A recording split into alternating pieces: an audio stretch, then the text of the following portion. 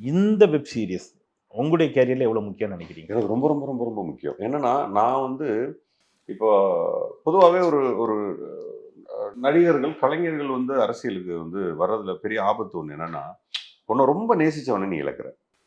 வாழ்க்கையில நீங்க வேற எதுலயுமே அத இழக்க மாட்டீங்க. ம். அரசியல்ல மட்டும் தான் உங்கள ஒருத்தன் ரொம்ப நேசிச்சிருப்பான். அவன உங்களுக்கு தெரிஞ்சிருக்கவே இருக்காது. அவனே உங்கள ரொம்ப வெறுக்க ஆரம்பிச்சுருவான். இப்போ நான் வந்து எதிர் அரசியல் விஜய் சாருக்கு எதிரா பண்ணும்பொழுது, ஆ என்ன ரொம்ப நேசிச்ச விஜய் ரசிகன் பூரா என்ன வந்து வெறுக்க ஆரம்பிச்சுருவான். அது எனக்கு ரொம்ப வருத்தம் தான் அதுல.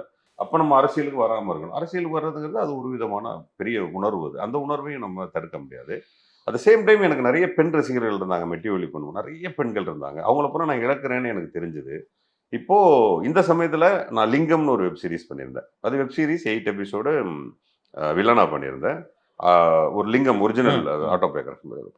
ஸோ அதில வில்லன் பண்ணியிருந்தேன். பண்ணும்போது அப்போ அந்த நிறுவனம், விகடன் நிறுவனம் என்ன கூப்பிட்டு கேட்டாங்க.